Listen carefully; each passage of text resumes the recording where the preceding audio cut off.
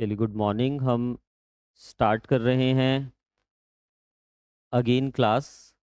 देखिए, हमें बेसिकली तीनों क्रिमिनल लॉज पढ़ने हैं। तीनों के तीनों criminal laws are very important.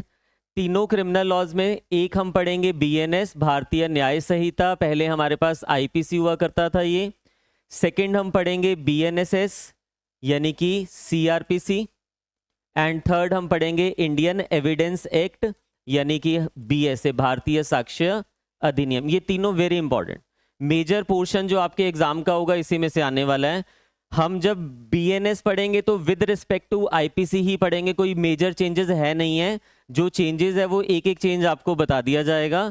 जब हम बीएनएसएस पढ़ेंगे तो विद रिस्पेक्ट टू सीआरपीसी पढ़ेंगे, और जब हम बीएसए पढ़ेंगे तो with respect to Indian Evidence Act पढ़ेंगे। आज हमें क्या स्टार्ट करना है? बीएनएस स्टार्ट करना है, यानी कि हमें आईपीसी स्टार्ट करना है। तो इसको स्टार्ट करने से पहले आपको एक बेस बहुत क्लियर होना चाहिए कि एक्चुअल में बीएनएस की आईपीसी की कोर्ट्स में रेलेवेंस क्या होती है, इसकी प्रैक्टिकल रेलेवेंस क्या है। जब वो हमें माइंड में क्लियर होगा, उसके बाद जब हम बेयर से स्टार्ट करेंगे it will be very easy to understand. आप समझिए इस चीज को।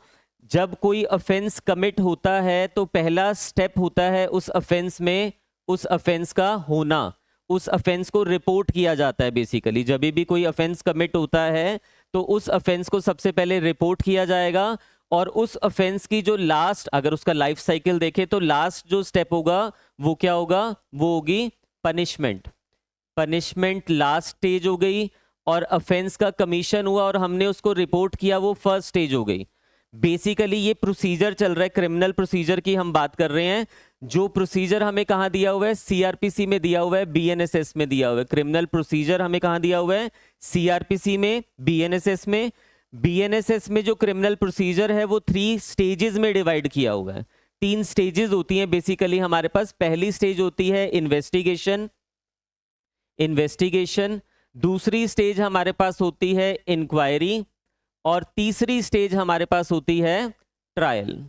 ये तीनों स्टेजेस वेरी इंपॉर्टेंट, यानी कि इन्वेस्टिगेशन से लेके ट्रायल तक की स्टेजेस हम कहां पे पढ़ने वाले हैं डिटेल में?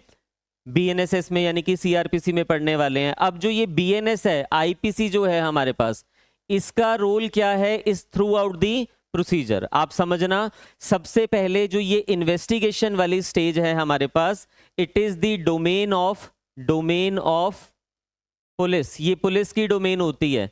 यानी कि इन्वेस्टिगेशन कौन करेगा? हमेशा जब भी कोई क्राइम होता है कमिट, तो इन्वेस्टिगेशन करना किसके जिम्मेवारी होती है? पुलिस की जिम्मेवारी होती है। पुलिस जब इन्वेस्टिगेशन यहां से स्टार्ट होगी, investigation from the registration of FIR, खत्म होगी जब इन्वेस्टिगेशन यानी कि फाइनल रिपोर्ट, जब हम चार्जशीट कोर्ट में पेश करेंगे।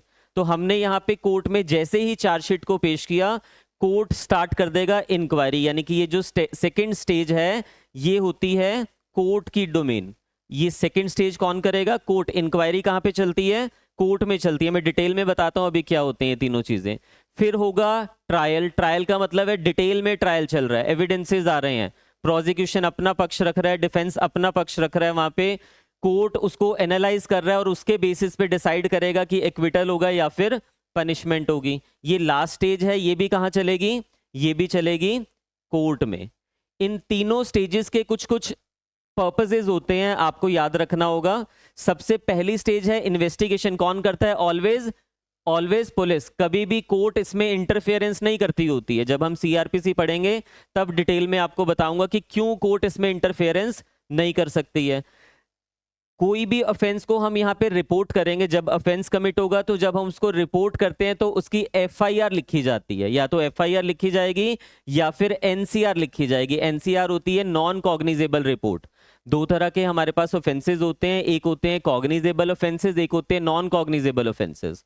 कॉग्निजेबल ऑफेंसेस अभी के लिए याद रखिए बड़े ऑफेंसेस जो 3 साल से ज्यादा की पनिशमेंट जिसमें दिया हुआ है। जनरली मतलब ये रूल नहीं है कि 3 साल से ज्यादा पनिशमेंट होगी तो वो कॉग्निजेबल हो जाएगा। 3 साल से ज्यादा की जिसमें पनिशमेंट दिया हुआ है जनरली वो कॉग्निजेबल ऑफेंस होता है। और नॉन कॉग्निजेबल क्या हो गया? छोटे ऑफेंसेस, यानी कि जिसमें 3 साल से भी कम की पनिशमेंट आपको दिया हुआ है। तो आपको समझना है जितने भी कॉग्निजेबल ऑफेंसेस होंगे वो हीनियस है, ग्रेव है, उसमें पुलिस के पास पावर होती है कि बिना अरेस्ट वारंट के अरेस्ट किया जा सकता है। कोर्ट से परमिशन लेने की जरूरत नहीं है अगर उसको इन्वेस्टिगेशन स्टार्ट करनी है। बड़े ऑफेंसेस हैं, आप कोर्ट के पास नहीं जाओगे कि जज साहब मुझे परमिशन दीजिए, मुझे इन्वेस्टिगेशन स्टार्ट करनी है। आप कोर्ट के पास नहीं जाओगे, जज साहब मुझे परमिशन दीजिए, मुझे इस पर्टिकुलर एक्यूज को अरेस्ट करना है। डायरेक्टली एफआईआर वाले केसेस में, यानी कि जो कॉग्निजेबल ऑफेंसेस होते हैं उसमें एफआईआर लॉन्च होगी, और इन केसेस में डायरेक्टली एफआईआर लॉन्च की जाती है। एफआईआर वाले केसेस में मुझे अरेस्ट करने के लिए, पुलिस को अरेस्ट करने के लिए परमिशन की रिक्वायरमेंट नहीं होती है। पुलिस को इन्वेस्टिगेशन करने के लिए परमिशन की रिक्वायरमेंट कोर्ट की नहीं होती है। बट एनसीआर में थोड़ा अलग हो जाता है। एनसीआर मतलब छोटे केसेस, इसमें एफआईआर लॉन्च नहीं की जाती है। इसमें क्या लॉन्च किया जाएगा? इसमें एनसीआर लॉन्च की जाएगी, नॉन कॉग्निजेबल रिपोर्ट। इसमें अगर पुलिस को इन्वेस्टिगेशन करनी है या फिर पुलिस को अरेस्ट करना है तो पहले कोर्ट के पास जाएगा, कोर्ट से परमिशन लेनी होगी। बट इसके अलावा जो इन्वेस्टिगेशन, भले ही कोर्ट की परमिशन के साथ इन्वेस्टिगेशन हो रही है या फिर बिना कोर्ट की परमिशन के इन्वेस्टिगेशन हो रही है, investigation is the exclusive domain of the police. एक चीज आपको याद रखनी है, पुलिस ने पूरा इन्वेस्टिगेशन किया, इसकी डिटेल में अभी आते हैं कैसे कैसे इन्वेस्टिगेशन होगी। इन्वेस्टिगेशन का जो रिजल्ट होगा, इन्वेस्टिगेशन का जो रिजल्ट होगा, पुलिस क्या करेगी? एट द एंड वो कोर्ट में सबमिट कर देगी। अब इंक्वायरी स्टेज, कोर्ट के पास जैसे ही इन्वेस्टिगेशन का रिजल्ट आएगा, कोर्ट देखेगा कि पुलिस ने इन्वेस्टिगेशन में ये डॉक्यूमेंट्स लगाए हैं। कोर्ट उन डॉक्यूमेंट्स के बेसिस में देखेगा कि क्या यहां पे प्राइमा फेसाई केस बनता भी है या नहीं बनता है, कि क्या ये एविडेंसेस जो पुलिस ने मुझे कलेक्ट करके दिए हैं, क्या ये सफिशिएंट है कि मैं इसके ऊपर ट्रायल चला पाऊं, मुकदमा चला पाऊं। अगर कोर्ट को लगता है कि हाँ ये सफिशिएंट है तो कोर्ट चार्जेस फ्रेम कर लेगा। चार्ज फ्रेम करके कोर्ट क्या करेगा? ट्रायल स्टार्ट कर देगा। बट अगर कोर्ट को लगता है कि जो ये ऑफेंसेस इन्वेस्टिगेशन में, जो ये एविडेंसेस इन्वेस्टिगेशन में आपने कलेक्ट किए हैं ये सफिशिएंट नहीं है, तो उस सिचुएशन में कोर्ट क्या करेगा? मुकदमा वहीं खत्म कर देगा, यानी कि एक्यूज को क्या कर दिया जाएगा? डिस्चार्ज कर दिया जाएगा, डिस्चार्ज कर दिया जाएगा। अभी वो केजरीवाल वाला आपने वो एप्लीकेशन सुनी होगी ना, रिक्यूजल वाली, उसमें वो क्या चीज कह रहे हैं? वो कह रहे हैं कि ट्रायल कोर्ट को जो आपने, जो सीबीआई ने या ईडी ने जो एविडेंसेस कलेक्ट करके ट्रायल कोर्ट के सामने दिए, ट्रायल कोर्ट को वो एविडेंसेस इतने भी नहीं लगे कि मेरे ऊपर मुकदमा चलाया जा सके, मुझे डिस्चार्ज कर दिया गया। तो आप ध्यान से समझना, इन्वेस्टिगेशन का जो भी रिजल्ट होगा जो पुलिस ने आपको दिया है, you are not bound by that result. जो जज साहब होंगे वो बाउंड नहीं है उस रिजल्ट से, वो अपना जुडिशियल माइंड उसके ऊपर अप्लाई करेंगे। अगर उनको लगता है कि नहीं इस पुलिस वाले ने इन्वेस्टिगेशन ही ढंग से नहीं की है, तो वो क्या करेंगे? उस सिचुएशन में री इन्वेस्टिगेशन का ऑर्डर पास कर देंगे, फर्दर इन्वेस्टिगेशन का ऑर्डर पास कर देंगे।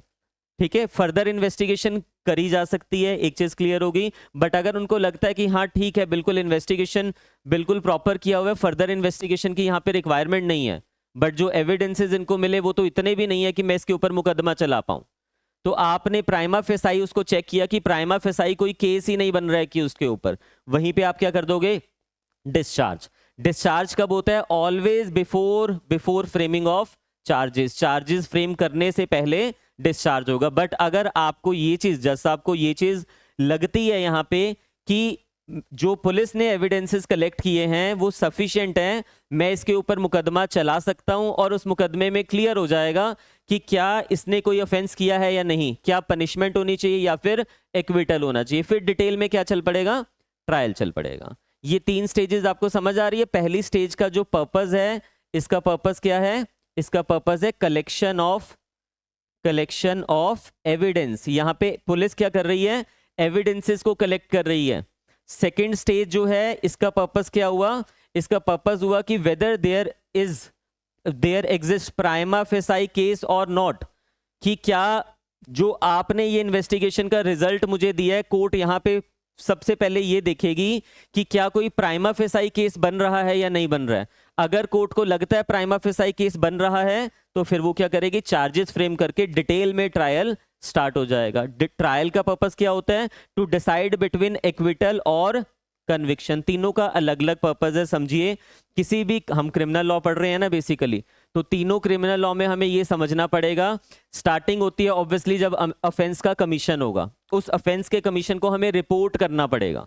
मैंने पुलिस में जैसे ही रिपोर्ट किया, पुलिस या तो एफआईआर लॉन्च करेगी या एनसीआर लॉन्च करेगी, डिपेंड करता है कि वो कॉग्निजेबल केस है या फिर वो नॉन कॉग्निजेबल केस है। कॉग्निजेबल केस है, पुलिस ने क्या किया, एफआईआर लॉन्च कर दिया।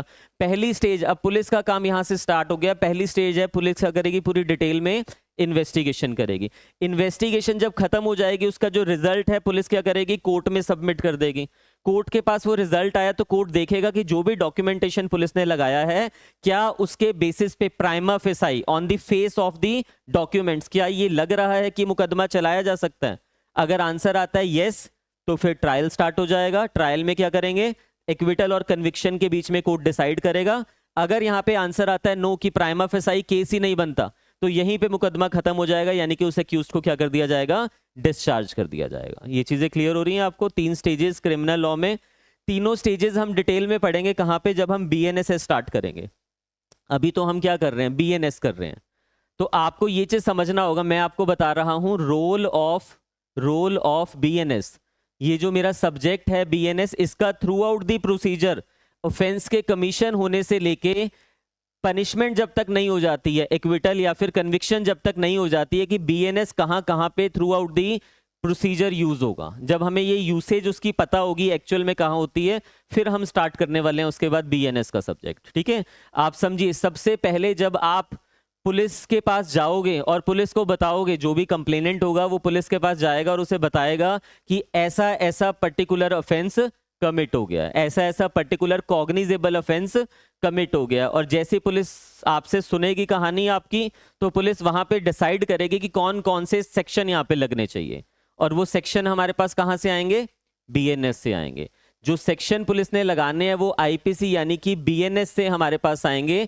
यानी कि जब हम सबसे पहले ऑफेंस को लॉन्च करते हैं, पुलिस में रिपोर्ट करते हैं, और पुलिस सबसे पहले जब एफआईआर लिख रही है, तो पहली बारी बीएनएस का वहां पे यूज हुआ करता है, एफआईआर में। ये चीज क्लियर हो गई। फिर बीएनएस आगे कहां पे यूज होगा, अब पुलिस ने क्या करना है, इन्वेस्टिगेशन करनी है स्टार्ट। इन्वेस्टिगेशन स्टार्ट करने से पहले विद इन 24 आवर्स पुलिस क्या कर रही है, वो अगर as soon as possible police क्या कर रही है, अकरेंस रिपोर्ट कोर्ट में सबमिट करेगी।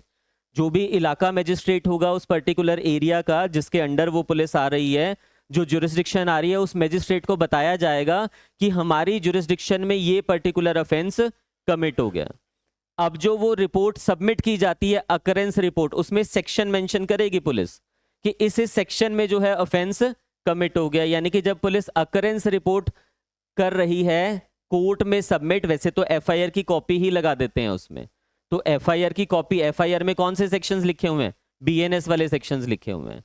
फिर अब पुलिस को इन्वेस्टिगेशन स्टार्ट करनी है, या कर चुका है पुलिस इन्वेस्टिगेशन स्टार्ट। सपोज कीजिए पुलिस ने किसी को अरेस्ट कर लिया, ड्यूरिंग इन्वेस्टिगेशन अरेस्ट किया जा सकता है। अब जैसे ही पुलिस ने किसी को अरेस्ट किया, अरेस्ट मीमो बनेगा, प्लस उसके रिमांड के लिए कोर्ट में उसको पेश किया जाएगा। अरेस्ट से 24 घंटे के अंदर हमें कोर्ट में उस एक्यूज्ड को पेश करना होगा। उससे ज्यादा पुलिस अपने पास कस्टडी में नहीं रख सकता है। Police custody maximum 24 hours. उसके बाद कोर्ट डिसाइड करेगी कि फर्दर जुडिशियल कस्टडी होनी चाहिए या नहीं होनी चाहिए। सपोज कोर्ट ने कहा बिल्कुल इसको जुडिशियल कस्टडी में भेज दिया जाए, आपने अरेस्ट करके, पुलिस ने अरेस्ट करके कोर्ट के सामने पेश किया। अब कोर्ट कहती है कि रिमांड, इसका रिमांड कह देते हैं इन जनरल टर्म, इसको हम इसका रिमांड दे दिया जाए, यानी कि इसको जुडिशियल कस्टडी में भेज दिया जाए। रिमांड का अलग से ऑर्डर बनता होता है, उसमें लिखा जाएगा दिस पर्टिकुलर एक्यूज्ड, इसको मैं इस सेक्शन में रिमांड में दे रहा हूं।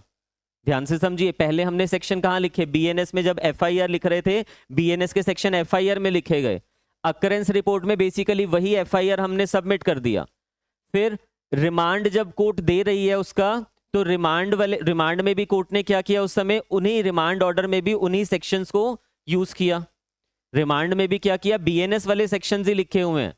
फिर लास्ट में क्या होगा, सपोज इन्वेस्टिगेशन कंप्लीट हो रही है, उससे पहले जब आपने जुडिशियल कस्टडी में भेज दिया है, अब जो जेल में चला गया है वो क्या लगाएगा, आपके पास बेल लगाएगा। कोर्ट के पास वो क्या लगाएगा, बेल एप्लीकेशन। तो ड्यूरिंग इन्वेस्टिगेशन अगर बेल एप्लीकेशन लगती है, तो बेल एप्लीकेशन कैसे लगाएगा, उसमें सेक्शन मेंशन करेगा वो कि मैं इस पर्टिकुलर सेक्शंस में एक्यूज्ड हूं और इतने दिन से मैं जेल में हूं, मुझे बेल ग्रांट कर दी जाए। और जब आप इस बेल ऑर्डर को डिसाइड करोगे, तब आप क्या रेफर करोगे, बीएनएस को रेफर करोगे कि कौन कौन से ऑफेंस कमिट हुए हैं, कौन कौन से सेक्शंस लगे हुए हैं, उसकी ग्रेवनेस देखोगे, उसके अकॉर्डिंगली डिसाइड करोगे कि बेल मिलनी चाहिए या फिर नहीं मिलनी चाहिए। और लास्ट में पुलिस ने जब इन्वेस्टिगेशन को कंक्लूड कर दिया, तो वो क्या करेगा, चार्जशीट। चार्जशीट का मतलब है final result of the investigation. वो चार्जशीट अक्यूज क्या करेगा, सबमिट कर देगा। कहां पे? कोर्ट में सबमिट हो गई। पुलिस ने क्या किया, कोर्ट में चार्जशीट, इन्वेस्टिगेशन हमारी कंप्लीट हो गई, पुलिस ने कोर्ट में क्या किया, चार्जशीट को सबमिट कर दिया। चार्जशीट में लास्ट में उसका रिजल्ट लिखा होता है। पुलिस अपनी कंक्लूजन लिखता है कि मेरे अकॉर्डिंगली इस पर्टिकुलर पर्सन ने इस सेक्शन में ऑफेंस कमिट किया है, या फिर मेरे अकॉर्डिंगली इस एक्यूज ने कोई ऑफेंस कमिट नहीं किया है। वो जो भी रिजल्ट होगा वो उसमें लिखा जाएगा।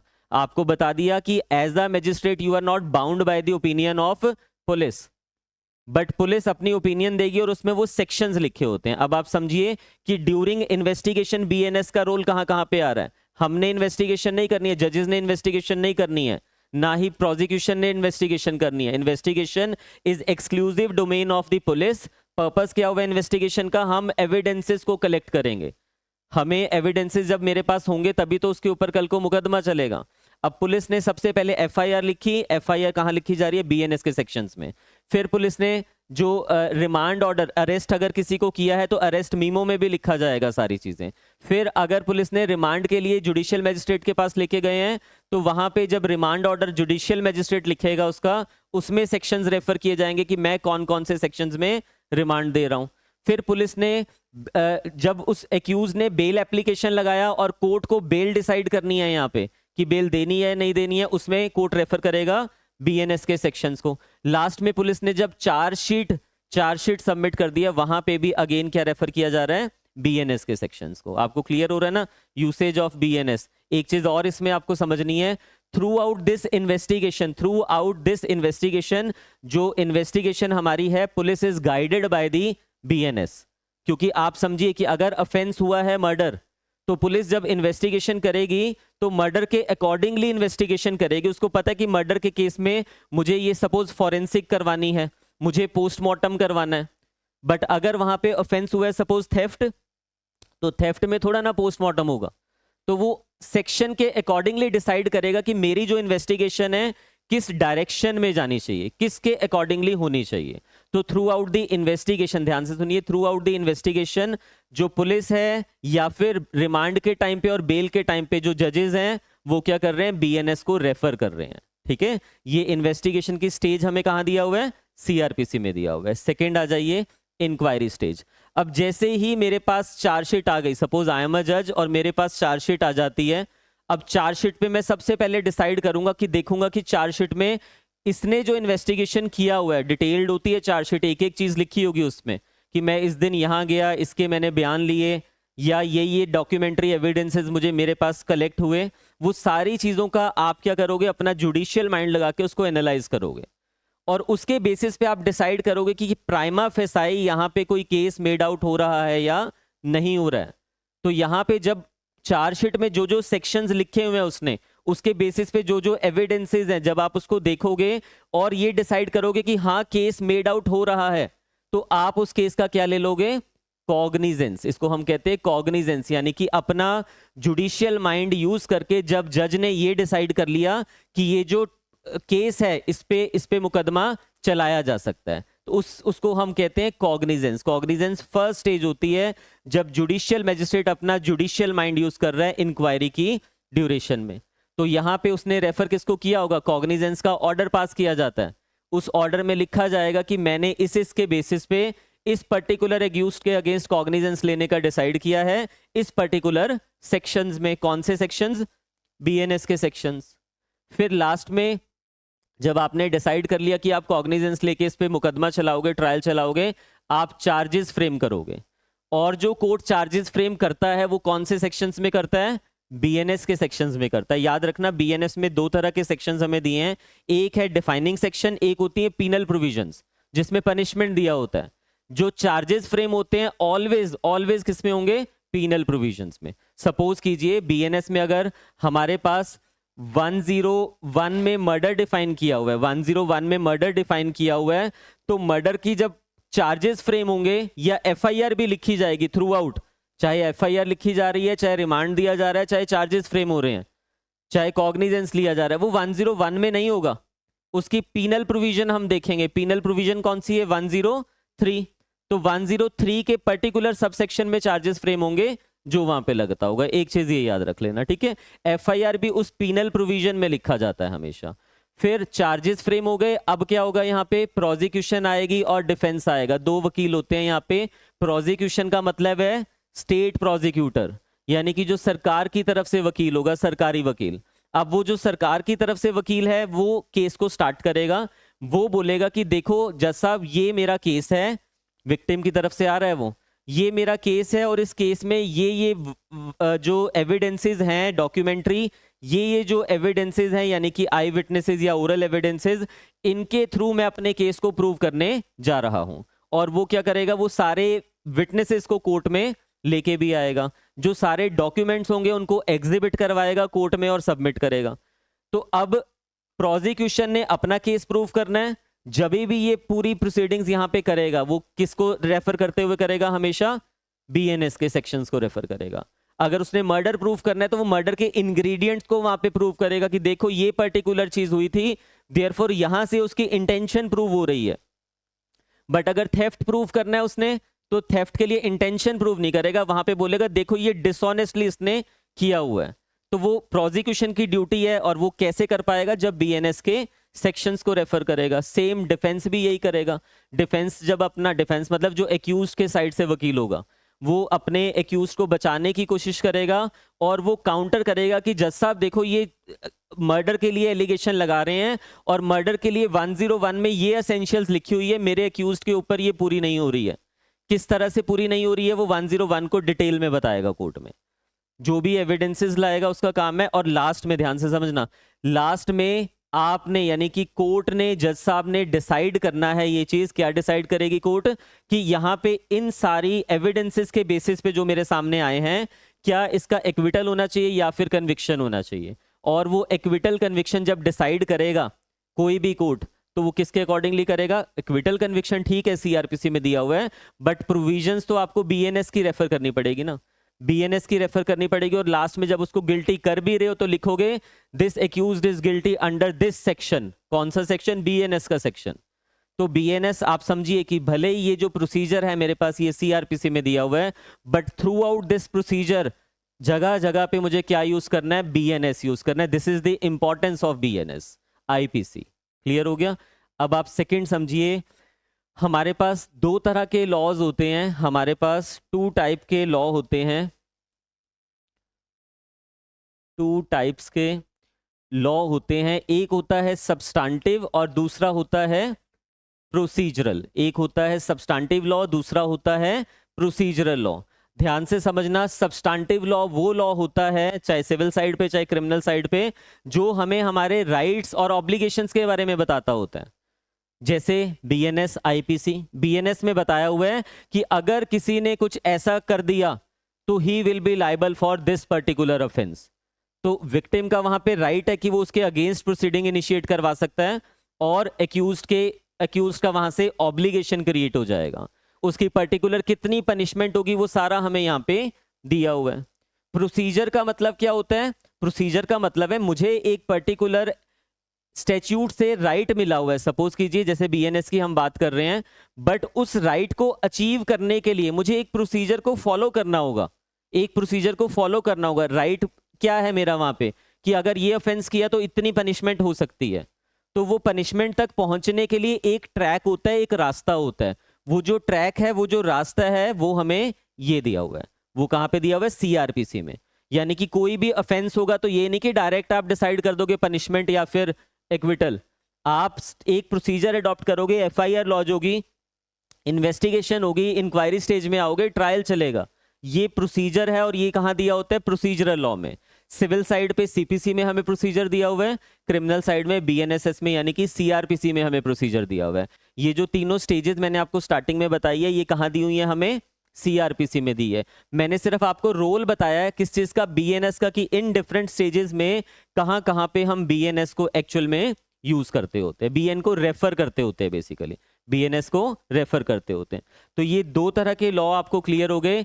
अभी के लिए बस इतना याद रख लीजिए, मेरा जो बीएनएस है वो कौन सा लॉ है, सब्सटेंटिव लॉ है, और जो मेरा बीएनएसएस है, बीएनएसएस यानी कि सीआरपीसी, BNSS यानी कि CRPC वो कौन सा लॉ है? वो प्रोसीजरल लॉ है, क्योंकि वहां पे सिर्फ प्रोसीजर दिया हुआ है, वहां पे राइट्स एंड ऑब्लिगेशंस नहीं दिए हुए हैं, वहां पे क्या दिया हुआ है?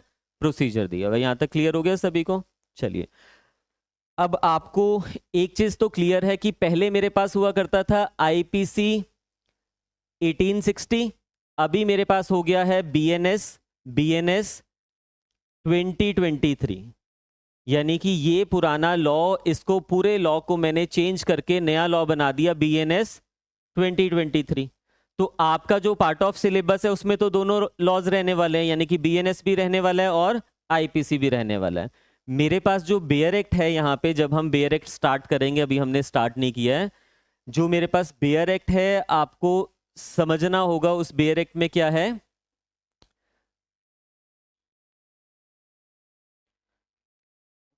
उस बेयर एक्ट में डिफरेंट डिफरेंट कलर्स यूज किए हुए हैं, उससे आपको इजी हो जाएगा समझने के लिए।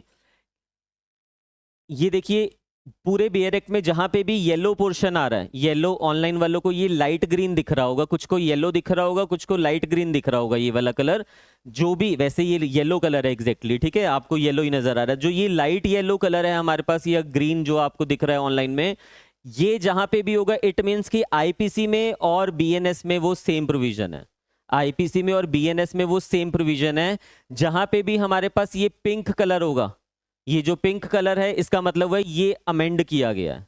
आपको ये याद रखना है, मैं क्योंकि बार बार ये चीज रिपीट नहीं करूंगा, जब भी मैं ये बेयर एक्ट आपके सामने ओपन करूंगा, उसमें अगर कोई भी चीज आपके पास ये येलो आ रही है, लाइट ग्रीन ऑनलाइन में, इट मीन्स कि IPC और BNS में वो सेम है। जब भी वो ये पिंक में आ रही है, इट मीन्स कि ये अमेंड किया गया है, सिर्फ ये टर्म को अमेंड किया है। लाइक IPC में अगर कोड लिखा होता था तो यहाँ पे उन्होंने संहिता लिख दिया, उसको इंडियन पिनल कोड को भारतीय न्याय संहिता अगर उन्होंने लिख दिया है तो वो पिंक में मिलेगा, क्योंकि वो अमेंड हो गया। और very important, very very important, जहां पे भी आपको ग्रीन मिलेगा, ये जो ग्रीन नजर आ रहा है आपको, जहां पे भी ग्रीन मिलेगा, इसका मतलब क्या हुआ? इसका मतलब हुआ कि ये न्यू प्रोविजन है। तो जितनी भी न्यू प्रोविजंस होंगी वो मेरे बेयर एक्ट में कौन से कलर में मिलने वाली है आपको? ग्रीन कलर में। अपने आपके पास सभी के पास बेयर एक्ट है, वहीं पे लिखते रहना, बाकी किसी का मत लिखिए। जैसे येलो वाले का लिखने की जरूरत नहीं है, वो तो पुरानी और नई सेम है, बट जहां पे भी पिंक का भी मत लिखिए, कोई प्रॉब्लम नहीं है, बट जहां पे ग्रीन आ रहा है उसका जरूर लिख लेना न्यूली एडेड। वो इसलिए लिखना जरूरी है क्योंकि फॉर श्योर आपसे यहां से वो कुछ ना कुछ जरूर पूछेगा। जितने भी नए ऑफेंसेस ऐड किए गए हैं या फिर कोई भी नई प्रोविजन ऐड की गई है, इसके बारे में आपसे पूछा जाएगा, ठीक है। अब आपको ये चीज क्लियर हो गया कि जब मैं आपको ये बेयर एक्ट रेफर करवाऊंगा तो एक साइड पे तो इसके ये जो सेक्शंस दिए हुए हैं वो कौन से सेक्शन है? BNS के। ये बेयर एक्ट बेसिकली मेरे पास कौन सा है? BNS का बेयर एक्ट है। बट जो अदर साइड पे आपको सेक्शन लिखे हुए हैं, लिखा हुआ है वहां पे IPC section this, corresponding section IPC का यहाँ पे दिया हुआ है। तो आपके लिए ईजी हो जाएगा, अपने बेयर एक्ट में भी साथ के साथ लिखते रहना। जिस BNS के सेक्शन को देखो, दोनों सेक्शन याद रखने पड़ेंगे। IPC में मेरे पास 511 सेक्शन हुआ करते थे, BNS में मेरे पास सिर्फ 358 सेक्शंस हैं। और ट्रस्ट में BNS के सेक्शंस को याद रखना कंपैरेटिवली ज्यादा इजी है IPC से। प्रॉब्लम तब आती है जब मुझे IPC के भी सेक्शन याद है और फिर उसको इरेज करके नए सेक्शन डालना दिमाग में। उसको इरेज करने की जरूरत नहीं है, पहले तो ये याद रखना। उसके जो मेन वाले सेक्शन है वो आपको सारे याद रखने पड़ेंगे। मैं बता दूंगा कि हाँ ये IPC का भी याद रखना है, ये BNS का भी आपको याद रखना है। और जो BNS के जितने भी इंपॉर्टेंट प्रोविजन है वो सारी हमें अदरवाइज याद रखनी पड़ेगी, ठीक है। तो हम जो ये पूरा BNS पढ़ने वाले हैं यहाँ पे, IPC से हम उसको चेंज कर रहे हैं। कहाँ पे? IPC था हमारे पास, हम उसको BNS में लेके आ गए। IPC में मेरे पास टोटल कितने सेक्शंस हुआ करते थे? 511। ये आपको याद रखना पड़ेगा। टोटल कितने चैप्टर्स हुआ करते थे? 23। 511 सेक्शंस हुआ करते थे। टोटल चैप्टर कितना हुआ करते थे? 23। बट जब BNS की बात की जाए तो सेक्शन कितने रह गए? 358। 358 सेक्शंस मेरे पास टोटल रह गए। चैप्टर कितने रह गए? 20 रह गए। चैप्टर कितने रह गए? 20। कुछ प्रोविजंस को रिपील कर दिया गया है और कुछ प्रोविजंस नई ऐड की गई हैं। याद रखना है आपको, वो सारी प्रोविजंस मैं बताता हूँ, नोट्स दे दूंगा, उस चीज के लिए लिखने की भी जरूरत नहीं है। जो लिखना होगा वो मैं खुद ही बता दूंगा क्या चीजें आपको यहाँ पे नोट करनी है। अब एक चीज आपको यहाँ पे समझनी होगी, जब भी किसी पुराने लॉ से हमें नए लॉ के ऊपर जाना होता है, जब भी पुराने लॉ को हम पूरी तरह से रिपील कर रहे हैं और नए लॉ के ऊपर शिफ्ट हो रहे हैं, तो देयर आर चांसेस कि यहाँ पे कुछ ना कुछ तो अनक्लियरिटी रह जाएगी, या फिर कुछ एम्बिग्यूटी क्रिएट हो जाएगी, या फिर कुछ कंफ्यूजन क्रिएट हो जाएगी। यानी कि हमें ये कंफ्यूजन आ जाएगी यहाँ पे कि इस पर्टिकुलर सिचुएशन में मुझे आईपीसी लगाना है या फिर बीएनएस लगाना है। इस पर्टिकुलर सिचुएशन में, या जो पहले ऑफेंस हो चुका था, सपोज कीजिए जो 1 जुलाई 24 से पहले हो चुकी है कोई भी ऑफेंस, तो उस समय तो क्या चलता था, उस समय तो आईपीसी चलता था, ऑफेंस आईपीसी के टाइम पे हुआ। तो अब उस वाली सिचुएशन में जब एफआईआर 1 जुलाई 24 के बाद लिखी जा रही है, तो क्या वो बीएनएस में लिखी जाएगी या आईपीसी में लिखी जाएगी? और सपोज पहले एफआईआर लिखी जा चुकी है बट उसकी इन्वेस्टिगेशन अभी पेंडिंग है, तब क्या होगा? या पहले वो इन्वेस्टिगेशन भी कंप्लीट हो गई है, ट्रायल भी कंप्लीट हो गया, 1 जुलाई 24 से पहले इन्वेस्टिगेशन पूरा कंक्लूड हो चुका है ट्रायल, और पनिशमेंट भी हो चुकी है सपोज कीजिए, तो अब उस वाले केस का क्या होगा? क्या बीएनएस में दोबारा कोई अगर नया ऑफेंस ऐड कर दिया है तो क्या दोबारा उसको ओपन किया जाएगा? इस एम्बिग्यूटी को, अनक्लियरिटी को दूर करने के लिए हमारे पास एक सेक्शन है, वेरी इंपॉर्टेंट, नया ऐड किया गया है। आपसे प्रीलिम्स में क्वेश्चंस पूछे जा सकते हैं, आपसे प्रीलिम्स में पूछा जा सकता है। लास्ट सेक्शन है, याद रख लेना, 358। सेक्शन 358 बीएनएस का हमें क्या बता रहा है? सेविंग क्लॉज है बेसिकली। पढ़ लेते हैं एक बार इसको हम, सेविंग क्लॉज। ये एम्बिग्यूटी को दूर कर रहा है। लास्ट सेक्शन निकाल लेना अपने बेयर एक्ट में। ये देखिए चैप्टर 20 हो जाएगा, चैप्टर 20 ही तो चैप्टर है हमारे पास टोटल, और पूरा का पूरा जो मेरा बेयर है कौन से कलर में है? ये ग्रीन कलर में है। ग्रीन कलर का मतलब क्या हुआ? नया प्रोविजन ऐड हुआ है, और नए प्रोविजन का मतलब क्या हुआ? Very important, very important. ठीक है, आपको देखो मैं अभी क्या कर रहा हूं, आईपीसी से मैं शिफ्ट करने की बात कर रहा हूं बीएनएस में। तो जब हम शिफ्ट कर रहे हैं तो जो भी कंफ्यूजन आ सकती है उसको दूर करने की कोशिश इसमें किया हुआ है। सेविंग क्लॉज हमें बताया हुआ है। देखो क्या लिखा हुआ है एक बारी, रिपील एंड सेविंग हेडिंग है हमारे पास। नया प्रोविजन ऐड हुआ है 358 चैप्टर 20 दोनों याद रख लेना। ठीक है, क्या लिखा है? The Indian Penal Code is hereby repealed. Subsection 1 मुझे क्या बता रहा है कि जो आईपीसी है वो क्या हो गया? रिपील हो गया। रिपील मतलब अब से आईपीसी खत्म, अब से क्या चलेगा? बीएनएस चलने वाला है। बट वो ये तो रिपील की बात कर रहा है, साथ में मुझे यहां पे क्या दिया हुआ है? सेविंग्स। सेविंग्स का क्या मतलब होता है कि these provisions of IPC are still saved. भले ही मैंने उस आईपीसी को रिपील कर दिया, बट ये जो प्रोविजंस अब हम करने वाले हैं, दीज प्रोविजंस आर सेव्ड। उस पर कोई फर्क नहीं पड़ेगा बीएनएस आ जाने से भी। और ये पेपर में आपसे पूछी जा सकती है। कौन सी प्रोविजन है? देखिए सबसे पहले आईपीसी रिपील हो गया, ये आपको क्लियर हो गया। Second, not with standing the repeal of code. Code का मतलब है कोड रेफर्ड इन सबसेक्शन 1, और सबसेक्शन 1 में कौन सा कोड रेफर किया हुआ है उसने? आईपीसी। वो कहता है not with standing the repeal of IPC. हमें इस चीज से फर्क नहीं पड़ता कि आईपीसी रिपील हो गया उसके बाद भी it shall not affect in provisions के ऊपर वो अफेक्ट नहीं डालने वाला। भले ही आईपीसी रिपील हो गया, यानी कि यहां से आईपीसी खत्म, and not with standing the repeal of IPC, ये जो फॉलोइंग प्रोविजंस है इस शैल नॉट इफेक्ट, इसके ऊपर कोई भी इफेक्ट उसका नहीं आने वाला, यानी कि these provisions are still saved. कौन कौन सी प्रोविजंस है ध्यान से देखना। पहला, the previous operation of the code so repealed और एनीथिंग ड्यूली डन और सफर्ड देयर अंडर। वो कहता है previous operation of the code. Previous operation का मतलब क्या हुआ? जो ऑलरेडी चीजें क्या है? पेंडिंग है। Previous operation of the code so repealed और एनीथिंग ड्यूली डन और सफर्ड देयर अंडर। आपने सपोज कीजिए एक 2022 में कोई मर्डर होता है या कोई थेफ्ट होता है, तो आपने उसका क्या करवा दिया? एफआईआर लॉन्च करवा दिया। तो ये एफआईआर लॉन्च हुआ तो इट मींस कि वो क्रिमिनल प्रोसीजर हमारा स्टार्ट हो गया, इन्वेस्टिगेशन स्टार्ट होगी, या फिर आगे इंक्वायरी ट्रायल की स्टेज पे चल रहा है वो मैटर, तो जो प्रोसीडिंग्स है स्टिल गोइंग ऑन। कौन से मैटर, कौन से उसमें चल रही है? पुराने लॉ के अकॉर्डिंगली चल रही है। तो वो कहते हैं प्रीवियस ऑपरेशन, यानी कि जो पहले ऑपरेशन चल रहा है ऑफ द कोड, आईपीसी ने जो चीजें कर दिया, सो रिपील्ड और एनीथिंग ड्यूली डन और सफर्ड देयर अंडर, जो भी वहां पे हमने कर दिया उस चीज के ऊपर कोई भी इंपैक्ट नहीं पड़ेगा। इसमें प्रीवियस ऑपरेशन को मार्क करके इसकी हेडिंग बना लेना। प्रीवियस ऑपरेशन को मार्क कर लीजिए, इसकी हेडिंग में लिख दीजिए। मैं सबकी हेडिंग बनवा रहा हूं, इजी हो जाएगा पढ़ने के लिए आपके लिए। इसकी हेडिंग लिखिए आप, any on going legal proceeding. Previous operation को अंडरलाइन करके लिखना, any on going legal proceedings, any on going legal proceedings. ठीक है, यानी कि ये एनी ऑन गोइंग प्रोसीडिंग्स की बात कर रहा है, प्रीवियस ऑपरेशन। फिर सेकंड क्या कहता है, any right privilege obligation liability acquired occurred incurred under the code so repealed.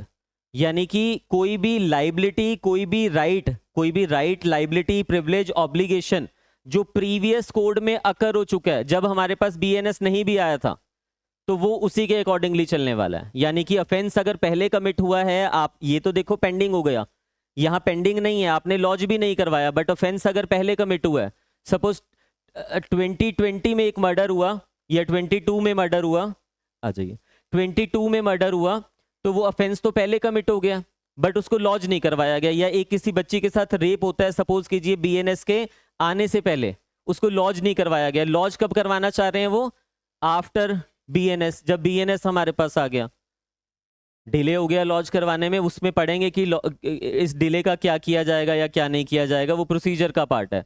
But उन्होंने डिले कर दिया अगर इसको लॉज करवाने में, तो उसमें पुराने वाला ही लगना है, नॉट विद स्टैंडिंग की आज की डेट में मेरे पास बीएनएस आ चुका है। ठीक है, इसमें हेडिंग बना लेना, यहाँ पे सेकेंड की हेडिंग बनाइए, offences before BNS to be dealt by IPC. Offences before BNS to be dealt by IPC. जो पहले ऑफेंसेस हो चुके हैं वो आईपीसी के अकॉर्डिंगली ही चलेंगे। पहले हमने क्या पढ़ा, कोई भी ऑन गोइंग लिटिगेशन है वो आईपीसी के अकॉर्डिंगली ही चलेगी, वही सेक्शंस लगने हैं। ऑन गोइंग नहीं है लिटिगेशन, बट आपका राइट एक्रियू हो गया था, वो किसके अकॉर्डिंगली चलने वाला है, आईपीसी के अकॉर्डिंगली चलने वाला है। प्रीलिम्स में पूछ लिया जाएगा ये आपसे। ठीक है, एक क्वेश्चन एक्सपेक्ट कर लीजिए, इससे रिलेटेड आ सकता है कि बताइए कि इस सिचुएशन में आईपीसी लगेगा या फिर बीएनएस लगेगा। तीसरी situation, any penalty or punishment incurred, penalty or punishment incurred in respect of any offences committed against the code so repealed. यानी कि आईपीसी, कोड सो रिपील्ड का मतलब क्या हुआ, आईपीसी में कोई भी पेनल्टी लगी है या पनिशमेंट लगी है, और वो पेनल्टी पनिशमेंट क्या हो गई है, इनकर हो चुकी है। इसका मतलब क्या हुआ, ये बात कर रहा है डिसाइडेड केसेस की, डिसाइडेड केसेस। अगर कोई केस डिसाइड हो गया है आईपीसी में, उसको रीओपन नहीं कर दोगे आप बीएनएस में, वो डिसाइडेड है, उसी के अकॉर्डिंगली उसकी पनिशमेंट होगी, उसी के अकॉर्डिंगली वो चलता रहेगा। ये चीज भी क्लियर हो गई आपको। ठीक है, तीन चीजें अभी हमने पढ़ी है। वो कहता पहले तो आईपीसी हमारा रिपील हो गया, but not with standing the repeal of IPC, जितने भी ऑन गोइंग लिटिगेशंस होंगी वो बीएनएस के अकॉर्डिंग, सॉरी वो आईपीसी के अकॉर्डिंगली ही चलने वाली है, उस पर नया लॉ नहीं लगेगा। दूसरा हमने पढ़ लिया कि जितनी भी रिपोर्ट ही नहीं की, राइट्स और लाइबिलिटी वहां से अराइज हुई थी, बट अभी हमने रिपोर्ट ही नहीं किया उसको, तो जब भी हम उसको रिपोर्ट करेंगे, भले ही हम बाद में क्यों नहीं कर रहे हैं, बट ऑफेंस क्योंकि पहले हुआ था, तो एफआईआर किसके अकॉर्डिंगली लिखी जाएगी, आईपीसी की। एफआईआर लिखी जाती है जिस डेट पे ऑफेंस हुआ हो उसके अकॉर्डिंगली। और तीसरा आपको बता दिया कि जो डिसाइडेड केसेस हैं आईपीसी में, उसके ऊपर इस रिपील का कोई फर्क नहीं पड़ने वाला, उनकी पनिशमेंट उसी तरह से रहने वाली है। फोर्थ देखिए, any investigation or remedy in respect of any such penalty or punishment, इसमें लिखिए हेडिंग बना देना यहाँ पे, any investigation or remedy, it will not affect previously held investigation etcetera. इसमें ब्रैकेट्स में लिख देना फोर्थ में, it will not affect previously held investigation etcetera under IPC.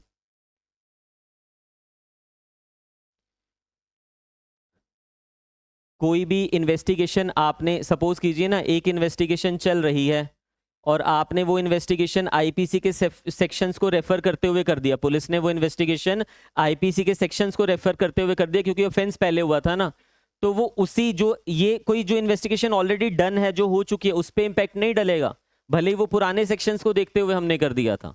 तो वो जब हो चुकी है तो वो हो चुकी है, उसको हम बिल्कुल भी यहाँ पे नहीं छेड़ेंगे। नेक्स्ट देखना, एनी प्रोसीडिंग ई, any proceeding, investigation or remedy in respect of any such penalty or punishment as aforesaid and any such proceeding or remedy may be instituted, continued, enforced and any such penalty may be imposed as if the code had not been repealed. जो भी punishment वगैरह करनी है हम ये मान के चलेंगे आईपीसी के अकॉर्डिंगली होने वाली है, कोड को रिपील नहीं मानेंगे। क्यों? क्योंकि ऑफेंस तो आपने पहले किया था ना। आप समझिए 2020 में किसी ने मर्डर कर दिया, तो 2020 में मर्डर किया है, भले उसका ट्रायल जो है 26 में कंक्लूड हो रहा है, उसको पनिशमेंट कौन से वाले ऑफेंसेस की होगी? पहले वाले। अगर अभी पनिशमेंट एनहांस होगी है तो बढ़ के पनिशमेंट हमें नहीं करनी है उसकी, ठीक है। notwithstanding such repeal, anything done or any action taken under the said code shall be deemed to have been taken or done or taken under the corresponding provision of this संहिता। वो कह रहे हैं कि अगर मैंने मर्डर का trial IPC में चला दिया तो मैं ये मान के चलूंगा कि बीएनएस में उसका मर्डर का ट्रायल हो चुका है। मतलब मर्डर का जो सेक्शन है मैंने अगर आईपीसी वाला लगा दिया तो हम यहाँ पे ये नहीं करेंगे कि बीएनएस आ जाने के बाद हम दोबारा उसके ऊपर ओपन कर देंगे मर्डर का केस बीएनएस के अकॉर्डिंगली। ऐसा नहीं होगा। जो आईपीसी में चल चुके हैं ऑफेंसेस हम मान के चलेंगे कि वो बीएनएस के अकॉर्डिंगली कंक्लूड हो चुके हैं। दोबारा से देखिए, नॉटविथस्टैंडिंग द रिपील, भले ही आईपीसी का रिपील हो गया, एनीथिंग डन और एनी एक्शन टेकन, जो भी हमने कर दिया या कोई भी एक्शन हमने लिया है under the said code IPC में, shall be deemed to have been done or taken under the corresponding provision of this संहिता। यानी कि आईपीसी में अगर मर्डर के लिए मैंने उसको पेनलाइज कर दिया या मर्डर का उसके ऊपर एफआईआर हो गया है तो ये मान के चलेंगे, भले ही वहां पे 302 सेक्शन लगा था, तो ये मान के चलेंगे कि that has been deemed to have been done और टेकन अंडर बीएनएस। उसके पर्टिकुलर जो सिमिलर प्रोविजन होगी, जो कॉरेस्पॉन्डिंग सेक्शन होगा, वो मान के चलेंगे कि वो अपने आप ही हो चुका है, यानी कि दोबारा से उसके ऊपर वो चीजें नहीं होंगी। यहां तक क्लियर हुआ? लास्ट क्वेश्चन आपसे प्रीलिम्स में पूछा जा सकता है, कहता the mention of particular matters in subsection 2 shall not be held to prejudice or affect the general application of section 6 of General Clause Act with regard to effect of repeal। देखो ये subsection 2 की बात कर रहे हैं यहाँ पे। Subsection 2 कौन सा? ये वाला सेविंग क्लॉज। सेविंग में उसने क्या कहा था कि आईपीसी वाला जो है, ये जो प्रोविजंस है वो सेव्ड है। इस वाले में हमने क्या पढ़ा कि जो मैटर डिसाइडेड है वो सेव्ड है, जो मैटर पेंडिंग है वो सेव्ड है, एफआईआर लॉन्च नहीं किया, ऑफेंस पहले हुआ था, वो सारा क्या है? सेव्ड है। तो वो कहता है ये सेविंग क्लॉज मैंने आपको यहाँ पे दे दिया, but the mention of particular matters in subsection 2, भले ही मैंने यहाँ पे मेंशन कर दिए वो matters, shall not be held to the prejudice or effect of the general application of section 6। Section 6 of general clause act किस चीज से डील कर रहा है? ये डील कर रहा है रिपील एंड सेविंग से। Section 6 of general clause act किस चीज से डील कर रहा है? Repeal and saving. वो कहता है भले ही मैंने यहाँ पे रिपील और सेविंग की प्रोविजंस दे दिया, बट कुछ भी अगर सेक्शन 6 ऑफ जनरल क्लॉज में लिखा हुआ है तो वो इनकंसिस्टेंट विद दीज एप्लीकेबल होगा। यानी कि रिपील एंड सेविंग सिर्फ हमें यहां पे नहीं दिया हुआ है। अगर आपसे पूछ लिया जाए कि रिपील एंड सेविंग, आईपीसी का जो रिपील है एंड सेविंग क्लॉज है वो कहां कहां कौन सी प्रोविजन एप्लीकेबल होगी उसके ऊपर, 358 ऑफ बीएनएस एप्लीकेबल होगा, no doubt. Section 6 of general clause भी एप्लीकेबल होगा, नो डाउट। लास्ट वाले उसमें उसने लिख दिया हुआ है। तो दो प्रोविजंस एप्लीकेबल होती है, बेयर पे साइड पे लिख लेना। For repeal and savings, bare पे साइड पे लिख लीजिए, for repeal and savings section 358 BNS will apply, section 358 BNS will apply plus section 6 of General Clause Act will apply, section 6 of General Clause Act will apply। तो हमें ये समझ आया object क्या है इसका, सेक्शन 358 का लिख लेना बेयर के ऊपर ही, 358 का ऑब्जेक्ट लिखना, to have smooth transition, to have smooth transition from IPC to BNS, to have smooth transition IPC से जब हम बीएनएस में शिफ्ट हो रहे हैं ताकि कोई अनक्लियरिटी एम्बिग्यूटी क्रिएट ना हो, to have smooth transition from IPC to BNS. 358 हमें दिया गया, बट कहानी यहां पे खत्म नहीं होती है। ये कंफ्यूजन आपने 358 दे दिया तो ऐसा तो नहीं है कि 358 देने के बाद कंफ्यूजन हो ही नहीं सकती या आई नहीं होगी कोर्ट के आगे। बिल्कुल कंफ्यूजन आया कोर्ट के सामने। एक केस हमारे पास आता है, क्लियर आ रहा है, क्लियर दिख रहा है ना सभी को? लास्ट में थोड़ा सा ब्लर है image. Deepu versus state of Uttar Pradesh 2024 Allahabad High court की जजमेंट है, बट बहुत अच्छी जजमेंट है। बेसिकली 358 के स्कोप को डिटेल में डिस्कस किया गया। सिर्फ 358 नहीं, बीएनएसएस वगैरह में भी कौन सा अप्लाई होगा वो भी इन्होंने डिटेल में बताया। और मेरे अकॉर्डिंगली एक क्वेश्चन इससे रिलेटेड आपसे पूछा ही जाएगा, ऑब्जेक्ट पूछ लेगा या कुछ भी आपसे पूछ लेगा, क्योंकि आप समझिए न्यू क्रिमिनल लॉ हमारे पास आ चुका है। अब ये जो समरी है ये तीनों की समरी है एक साथ, दो की कह लीजिए, बीएनएसएस एंड बीएसए की। आप समझना, पहले तो केस का नाम याद रख लेना, Deepu versus state of Uttar Pradesh, 2024 की जजमेंट है, इलाहाबाद हाई कोर्ट की जजमेंट है। क्या समराइज किया इलाहाबाद हाई कोर्ट ने वो देखिए। Allahabad High Court summarises the law regarding the effect of repeating of the repealing होगा ये, ठीक है, repealing of the IPC and CrPC by BNS and BNSS. वो कह रहा है 358 में भी तो यही बताया कि अगर आईपीसी खत्म हो गया और बीएनएस हमारे पास आ गया है तो वो सेविंग क्लॉज बता रहा है, रिपील, ये दोनों का कंबाइंड बता रहा है। ये आईपीसी का भी बता रहा है और सीआरपीसी का भी बता रहा है, दोनों का बता रहा है। देखिए क्या लिखा हुआ है, वेरी इंपॉर्टेंट, सभी पॉइंट्स टिप्स पे याद रख लेना, वैसे याद हो जाएंगे। FIR lodged on or after जुलाई 1 जुलाई 24 कौन सी डेट है जब ये केम इनटू इफेक्ट आता है। भले ही लॉ 23 का है हमारे पास, बट 1 जुलाई 24 को ये लॉ जो है इंप्लीमेंट होते हैं।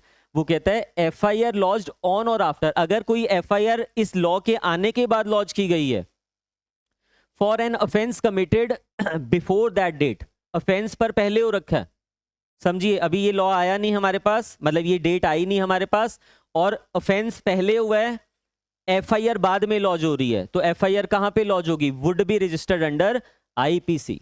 याद रख लेना, आपको मैंने समझाया भी अभी, वो जब हम सेविंग रिपील क्लॉज कर रहे थे मैंने आपको बताया कि जो डेट है इसकी एनफोर्समेंट वाली उससे पहले अगर ऑफेंस हो गया है तब तो आईपीसी ही लगना है। 358 भी इसी चीज की बात कर रहे हैं हमारे साथ, इस जजमेंट में भी उन्होंने बता दिया। तो आपसे ये एससीसी प्रोपोजिशन एक पक्का पूछ लेगा वो एग्जाम में, आपको दिया होगा कुछ और बोलेगा कि बताइए ऑफेंस इस डेट को आया, बीएनएसएस आ गया इस डेट को हमारे पास, बताइए एफआईआर आईपीसी में लिखी जाएगी या बीएनएसएस में लिखी जाएगी, सॉरी आईपीसी में लिखी जाएगी या बीएनएस में लिखी जाएगी।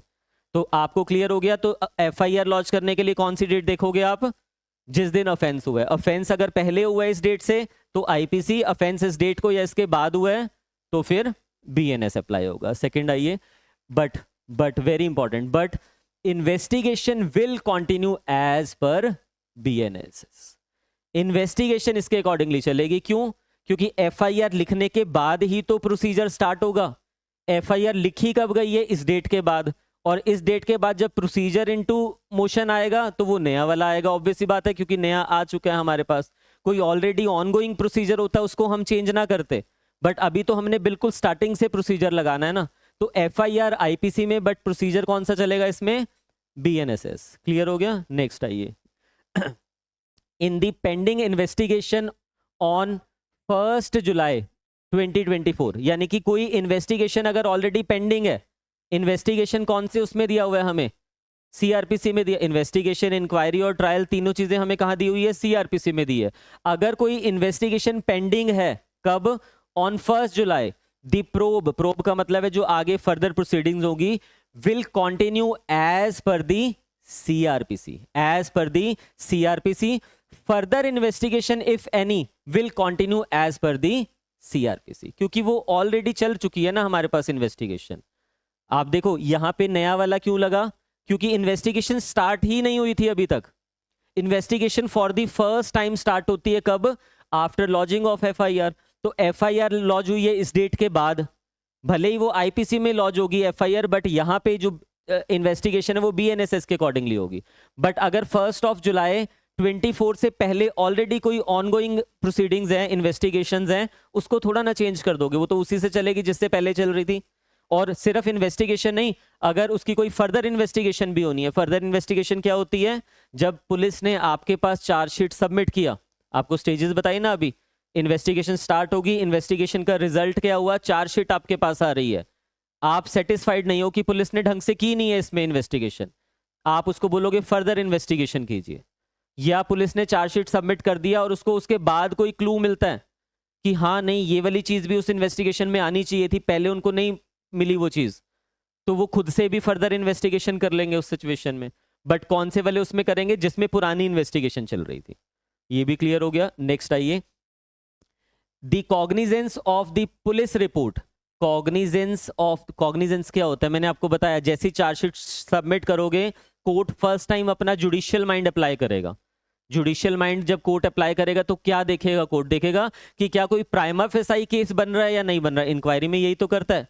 अगर उसको लगेगा कि हाँ prima facie case is made out on the basis of evidences collected by the police, तब वो कॉग्निजेंस ले लेगा उसके ऊपर। कॉग्निजेंस ले लेगा मतलब कॉग्निजेंस का ऑर्डर पास किया जाएगा उस पर, तो वो उसकी बात कर रहा है।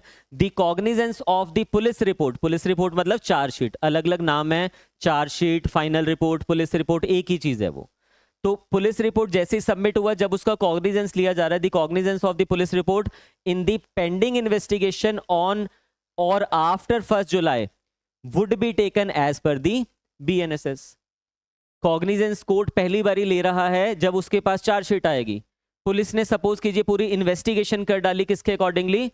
CRPC के अकॉर्डिंगली, क्योंकि वो पहले से इन्वेस्टिगेशन चल रही थी। बट यहां पे अब स्टेज चेंज हो गई है, अब पुलिस का रोल खत्म हो गया, अब किसका रोल स्टार्ट हो गया? कोर्ट का रोल स्टार्ट हो गया। कोर्ट फर्स्ट टाइम अपना जुडिशियल माइंड अप्लाई कर रहा है, तो अब जब कोर्ट कॉग्निजेंस का ऑर्डर पास करेगा तो कॉरेस्पॉन्डिंग प्रोविजंस ऑफ BNSS के अकॉर्डिंगली करेगा वो। BNSS के अकॉर्डिंगली। रीजन क्या है उसका? थोड़ी एक्सपीडिशियस है, थोड़ी एक्सपीडिशियस है, तो एटलीस्ट प्रोसीडिंग्स तो फास्ट चलेगी ना वहां पे। कोर्ट पूरे ट्रायल में रेफर किसको करेगा? रेफर करेगा IPC को हमेशा, क्योंकि ऑफेंस तो IPC वाला कमिट किया ना आपने। बट प्रोसीजर अब कोर्ट ने कौन सा अडॉप्ट कर लिया? BNSS का, क्योंकि समझ आ गया ना। देखो इन्वेस्टिगेशन ऑलरेडी ऑन गोइंग थी, उसको हम चेंज नहीं कर रहे हैं, वो वैसे ही चलने देंगे, नहीं तो वो तो और ज्यादा अनक्लियरिटी आ जाएगी ना। उस इन्वेस्टिगेशन को खत्म किया, दोबारा से इन्वेस्टिगेशन BNSS के अकॉर्डिंगली स्टार्ट किया, ये चीजें वैसे भी ठीक नहीं रहेंगी। तो इन्वेस्टिगेशन कोई ऑलरेडी पेंडिंग है उसको वैसे ही चलने दो। बट जब आप कॉग्निजेंस लोगे इस डेट के बाद, फिर वो नए में ही लेना है आपको, वो पुराने में आप नहीं लोगे। क्लियर हो गया?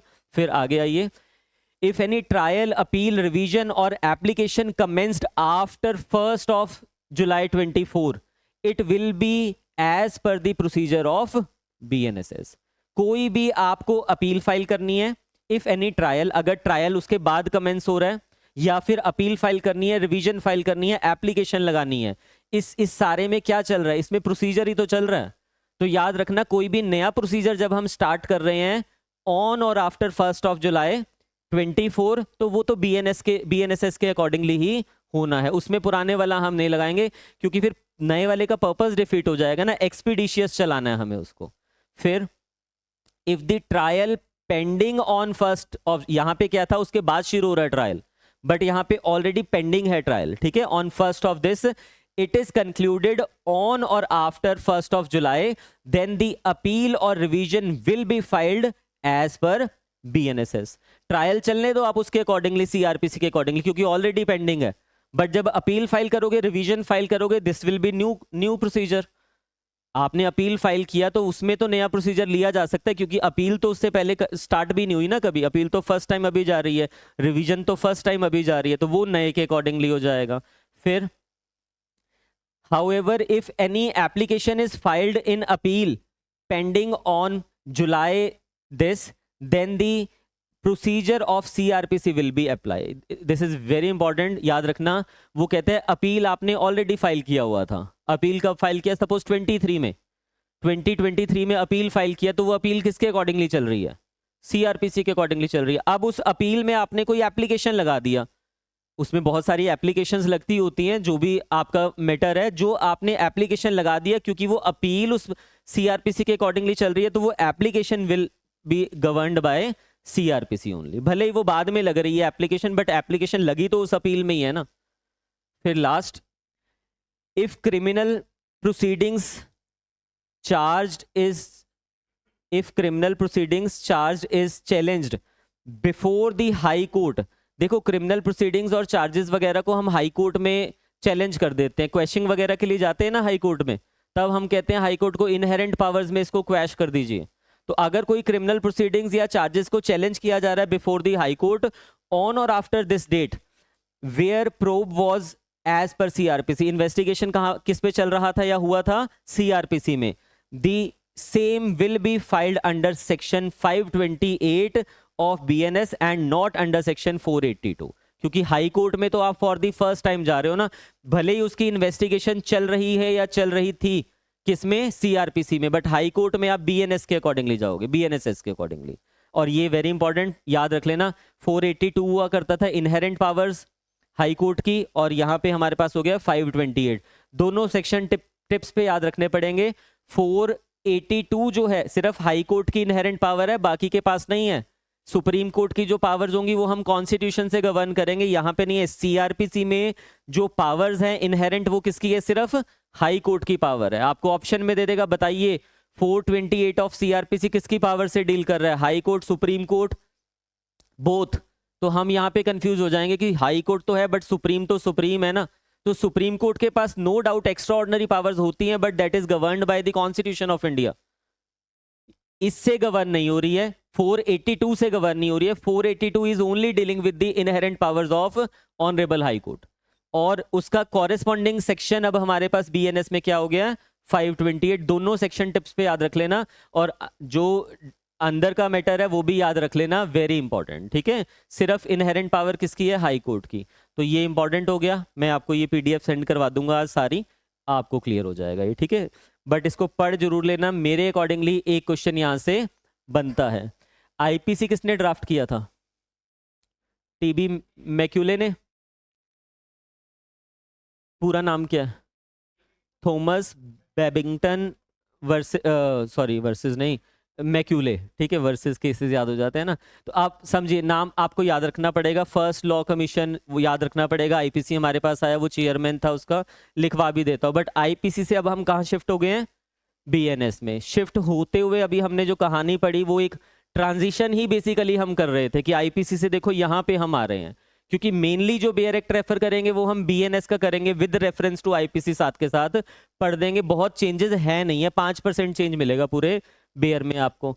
ये कुछ इंपॉर्टेंट पॉइंट्स हैं, आपको याद रखने होंगे। सबसे पहले ये पीडीएफ मिल जाएगी आपको, तो लिखना मत इसको। ठीक है, बीएनएस आपको पता ही है, इट रिप्लेसेस द आईपीसी, ये भी हमें पता ही है। Came into force, very important, सबको पता है वैसे तो, है ना। 1 जुलाई 24 को आता है। प्रेसिडेंट की असेंट कब मिलती है? क्रिसमस वाले दिन, याद रख लेना, 25 दिसंबर। 25 दिसंबर 23 में ही प्रेसिडेंट साहब की असेंट मिल गया, यानी कि वो बिल एक्ट बन गया, वो संहिता बन गई है अब हमारे पास। ठीक है, उससे पहले वो बिल था। लोकसभा में कब इंट्रोड्यूस किया गया वैसे याद रख लेना, ये इतनी इंपॉर्टेंट नहीं है 11 अगस्त की डेट, बट बाई चांस पूछी जा सकती है, याद रख लेना आप। ठीक है, ऊपर की डेट्स याद रखनी पड़ेगी। Part of 3 new criminal laws पता ही है आपको, BNS is part of 3 new criminal laws. Structure, total chapter बताया, अभी बताया मैंने आपको, 20 चैप्टर्स दिए हुए हैं पूरे बीएनएस में। सेक्शंस कितने हैं? 358 वाला हमने अभी पढ़ भी लिया। फिर क्या है, आईपीसी में कितने सेक्शंस हुआ करते थे हमारे पास? 511। यहाँ पे साइड पे लिख लेना, बेयर मतलब इसका अगर प्रिंट आउट लोगे आप तो लिख लेना कि इस आईपीसी में, सॉरी, इसमें कितने चैप्टर्स है, बीएनएस में कितने चैप्टर्स हैं, आईपीसी में कितने चैप्टर। ये बीएनएस के दिए हुए 20 चैप्टर्स आपको, आईपीसी के नहीं लिखे हुए यहाँ पे, उसमें 23 हुआ करते थे, तो वो भी आप लिख लेना। इंपॉर्टेंट चेंजेस, ये बहुत इंपॉर्टेंट है, यहां से क्वेश्चन एक बनता है आपको, ये आपको उसमें भी बताया, ध्यान से समझना। सिडिशन का जो ऑफेंस है वो रिमूव कर दिया। सिडिशन पहले 124A में आईपीसी के ऑफेंस हुआ करता था, हम पढ़ेंगे फिर भी 124A आईपीसी का लास्ट में, मिसलेनियस में पढ़ेंगे। बट अभी हमारे पास बीएनएस में सिडिशन कोई ऑफेंस नहीं है, बट उसकी जगह पे मिलता जुलता सेम सिमिलर ऑफेंस ऐड कर दिया। कौन से वाला? Act endangering sovereignty, unity and integrity of India. Almost same है, कोई फर्क है नहीं है, थोड़ा और क्लियरिटी ला दिया प्रोविजन में और नाम चेंज कर दिया। सिडिशन नहीं है वो, सिडिशन की जगह पे ये हो गया। तो आपसे अगर प्रीलिम्स में पूछ लिया जाएगा कि बताइए कौन सा ऑफेंस रिपील कर दिया गया है, टिप्स पे याद रख लेना, सिडिशन रिपील कर दिया। क्या रिपील करके कोई सिमिलर ऑफेंस बनाया गया या पूरी तरह से बस खत्म हो गया सिडिशन? तो सिमिलर ऑफेंस बनाया गया, पूरी तरह से खत्म नहीं हुआ है, वो पर्टिकुलर सेक्शन को रिपील कर दिया, उसकी जगह पे ये सेक्शन आ गया हमारे पास। इंपॉर्टेंट, एक वेरी इंपॉर्टेंट, इससे भी आपसे 100% एग्जाम में पूछा जाएगा, 100% देखना। Community service introduced as a punishment, community service एक नई पनिशमेंट हमारे पास ऐड कर दी गई है। सेक्शन 4F में कम्युनिटी सर्विस हमारे पास ऐड किया गया, वो हम बेयर जब पढ़ेंगे तब याद रखेंगे उस चीज़ को। बट कम्युनिटी सर्विस में क्या होता है, पहले तो ये होता था ना इम्प्रिजनमेंट हो गया, फाइन लगा दिया, यही तो पनिशमेंट्स थी हमारे पास। अब वो आपको कह रहा है कि सेवा कीजिए, जाके लेक की सफाई करके आइए, ऐसी कुछ सर्विसेज। ठीक है, तो कम्युनिटी सर्विस एक पनिशमेंट बिल्कुल छोटे ऑफेंसेस में, पेटी ऑफेंसेस में होती है कम्युनिटी सर्विस। पेटी ऑफेंसेस बीएनएस के अकॉर्डिंगली कौन से वाले होंगे, जिसमें 5,000 से कम का नुकसान होगा, 5,000 से कम की अमाउंट इन्वॉल्व होगी, वो पेटी ऑफेंसेस होंगे। लेटर ऑन पढ़ेंगे इस चीज को। New offences added, very important. 20 नए ऑफेंसेस यहाँ पे ऐड भी किए गए हैं। वो कौन कौन, उसमें से सारे इंपॉर्टेंट नहीं है बट मैक्सिमम इंपॉर्टेंट है। जैसे कि organised crime, terrorism, mob lynching, cyber crime, financial fraud, ये सारे पढ़ेंगे, इसलिए मैं ज्यादा फोकस अभी इसके ऊपर कर नहीं रहा हूं। बस याद रख लेना कि कुछ नए ऑफेंसेस ऐड किए गए हैं। कितने नए ऑफेंसेस ऐड किए गए हैं, 20 न्यू ऑफेंसेस ऐड किए गए हैं। क्रैमिंग कर लेना, प्रीलिम्स के लिए पूछा जा सकता है। 19 आईपीसी प्रोविजंस रिमूव्ड। 19 आईपीसी की जो 19 प्रोविजंस होती थी, जैसे सिडिशन को रिमूव कर दिया, ऐसे 19 प्रोविजंस को रिमूव कर दिया पूरी तरह से बीएनएस से। फिर punishment increased for 33 offences. 33 offences हमारे पास ऐसे हैं जिसमें पनिशमेंट को एनहांस कर दिया गया। आउटडेटेड था ना, 1860 का लॉ था, उसमें पनिशमेंट को बढ़ा दिया। Fine increased for 83 offences. 83 ऐसे ऑफेंसेस है जिसमें फाइन को इंक्रीज कर दिया। प्योरली क्रैमिंग है, उसके अलावा कुछ नहीं है, प्रीलिम्स में पूछा जा सकता है आपसे। ठीक है, ये ना भी पूछे तो ये याद रख लेना, सिर्फ एक फर्स्ट वाला 20 new offences added. Mandatory minimum punishment introduce for 23 offences. जैसे अभी तक हमें दिया होता था ना, the punishment of 5 year which may extend to 5 year, इसका मतलब हुआ कि maximum punishment is 5 year. But अब आपको लिखा होता है कुछ ऑफेंसेस में मिनिमम 1 ईयर, मैक्सिमम 5 ईयर। तो ऐसे जो मिनिमम पनिशमेंट है वो 23 ऑफेंसेस की ऐड कर दिया गया। मैक्सिमम तो दिया ही होता है हमारे पास, मिनिमम पनिशमेंट भी हमारे पास ऐड कर दिया गया। ठीक है, यहां तक चलिए, आ रही है ना पूरी तरह से नींद आपको, नहीं आ रही? फिर आगे देखिए, ठीक है, थोड़ा सा हो जाता है, स्टार्टिंग है ना, अभी तो हमने शुरू नहीं किया, जब स्टार्ट करेंगे उसमें आपको इंटरेस्ट आएगा। ये मैं सिर्फ एक बेस बना रहा हूँ कि जो पढ़ रहे हो आपको एटलीस्ट पता हो कि क्या पढ़ने जा रहे हैं हम, है ना। आईपीसी से बीएनएस में एक शिफ्ट कर रहे हैं, जैसे शिफ्ट हो जाएंगे फिर बीएनएस उठा लेंगे, उसमें आईपीसी को रेफर करते रहेंगे। ऑर्गेनाइज्ड क्राइम, ये सेक्शन याद रख लेना, तीनों में से कुछ भी आपसे पूछ लेगा, वेरी वेरी इंपॉर्टेंट, खास करके mob lynching. Mob lynching very important, murder के साथ ही आपको दिया हुआ है। एक होता है मॉब लिंचिंग, एक होता है मॉब वायलेंस, वो भी बताऊंगा later on, but mob lynching is very important. 103 के 2 में आपको दिया है, 103 के 2 में आपको दिया हुआ है। फिर ये वही हो गया, ऊपर बता दिया सारी चीजें, ऐसे क्वेश्चंस आपसे पूछे जा सकते हैं। ये उसका टेबल हो गया, ये भी हो गया हमारा 20 न्यूली एडेड ऑफेंसेस। ये जब हम एक एक पढ़ लेंगे ना बेयर में से, फिर उसके बाद आपको ये वैसे ही याद हो जाएंगे। ठीक है, ये वैसे ही याद हो जाएंगे, तो इस पे अभी मैं फोकस नहीं कर रहा हूं कि देखो एक ये ऑफेंस, एक ये ऑफेंस। जब हम पढ़ लेंगे पूरा बीएनएस, लास्ट की क्लास में मैं आपको फिर दिखाऊंगा कि देखो ये हमने पढ़ लिया, ये पढ़ लिया है, ये रह गया, इसको हम इस तरह से कंक्लूड कर रहे हैं, उसको वहीं समझा दिया जाएगा। ठीक है, तो 20 जो नए ऑफेंसेस ऐड हुए हैं वो यहाँ पे दिए हुए हैं। ये कुछ इंपॉर्टेंट सेक्शंस हैं जो पूछे जा सकते हैं आपसे प्रीलिम्स में, ये बाद में करने वाला टॉपिक है। वैसे तो प्रीलिम्स के लिए इंपॉर्टेंट है, जब हम सेक्शंस पढ़ लेंगे तो बेयर में मैं वैसे ही बता दूंगा, बेटा ये मत छोड़ देना, ये पेपर में आ जाएगा। ठीक है, ऑब्जेक्ट, चलिए अब हम बीएनएस में पहुंच चुके हैं। बीएनएस में पहुंच चुके हैं मतलब हमने आईपीसी को पीछे छोड़ दिया, आईपीसी से हम शिफ्ट हो गए हैं बीएनएस में। हमें जो शिफ्टिंग में प्रॉब्लम हो रही थी उसके लिए हमने 358 को रेफर कर लिया। हमें जो शिफ्टिंग में प्रॉब्लम हो रही थी वो दीपू वाला केस हमने रेफर कर लिया इलाहाबाद हाई कोर्ट का। तो अभी हमें वो चीज तो क्लियर हो गई है कि शिफ्टिंग हो चुकी है हमारी बीएनएस में, अब हम आ चुके हैं बीएनएस को जो ये लेके आए हैं हम, इसके पीछे ऑब्जेक्ट क्या है, एक क्वेश्चन आपसे प्रीलिम्स में इससे रिगार्डिंग पूछा जा सकता है। इसके पीछे ऑब्जेक्ट क्या है आप समझिए, दी बीएनएस 2023 रिपील्ड आईपीसी, ये हमें पता है। रेड विद ये क्यों लिखा हुआ है, क्योंकि जब उसने उसको रिपील कर दिया, रिपील और सेविंग क्लॉज हमारे पास कहां दिया हुआ है, 358 में दिया हुआ, स्मूथ फंक्शनिंग के लिए। It provides for first time, पहले नहीं हुआ करती थी ये पनिशमेंट, but for the first time BNS में हमारे पास एक पनिशमेंट ऐड कर दिया, community service, as one of the punishments for petty offences. छोटे ऑफेंसेस के लिए कम्युनिटी सर्विस की पनिशमेंट दी जा सकती है। छोटे ऑफेंसेस कौन से, जिसमें स्टेक जो है वो 5,000 से भी कम का होगा। क्लियर हो गया आपको? नेक्स्ट आइए, the offences against women and children, murder and offences against the state have given precedence, यानी कि importance over the other more grievous punishments. Importance कैसे मिली है?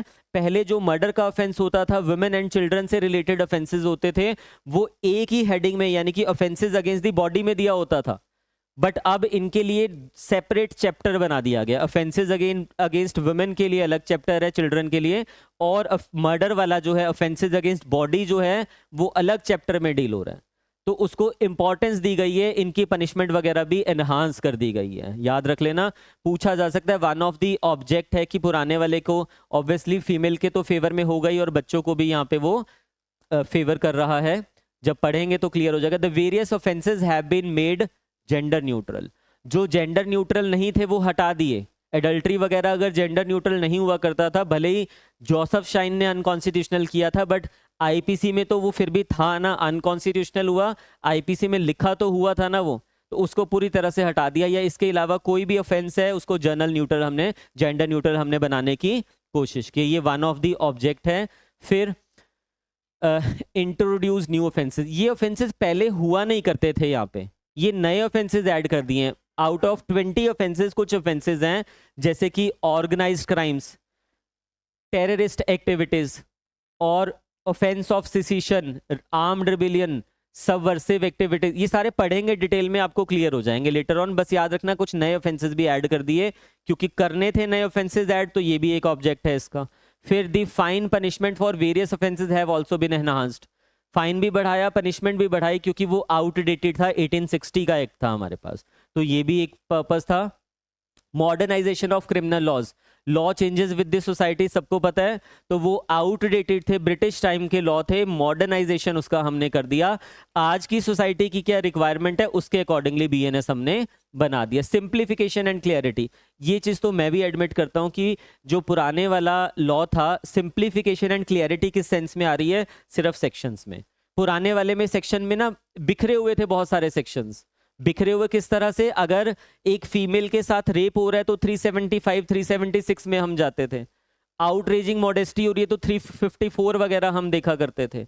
बट अगर वही इंसल्ट हो रही है तो 509 वगैरह में हम जा रहे हैं। तो कोई सेक्शन कहाँ है, कोई सेक्शन कहाँ है? डाउरी डेथ है तो उसका अलग सेक्शन चल रहा है। सबके अलग अलग सेक्शन हमें दिए होते थे, तो अब उन्होंने एक ही जगह पे उसको कंपाइल कर दिया, तो उससे आपके लिए क्या हो गया? सिस्टमेटिकल हो गया, सेक्शन याद रखने भी थोड़े इजी हो जाएंगे। ठीक है।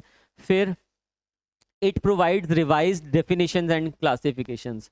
चलो क्या ही रिवाइज किया है, बट कहेंगे कि हाँ रिवाइज डेफिनेशंस है और क्लासिफिकेशन है। कुछ की तो रिवाइज की, सबकी नहीं की, तो कुछ की तो रिवाइज कर दिया।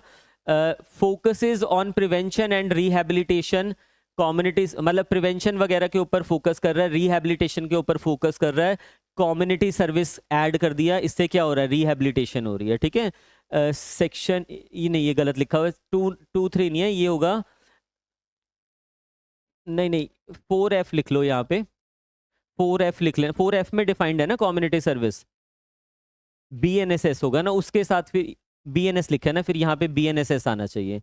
चलिए, अदरवाइज 4F लिख लेना। BNS के 4F में दिया हुआ है कम्युनिटी सर्विस। टेक्नोलॉजी एडवांसमेंट हो रही है तो उससे रिलेटेड साइबर क्राइम्स और फॉरेंसिक साइंस के बारे में भी ऐड किया गया। ठीक है। फिर it is based on gender sensitivity and equality, वो ऊपर वाला पॉइंट ही हो गया दोबारा से, जेंडर सेंसिटिविटी और इक्वलिटी के ऊपर बेस्ड है। It reflects the aim to create more effective fair modern criminal justice system in India. बड़ी बड़ी बातें हैं।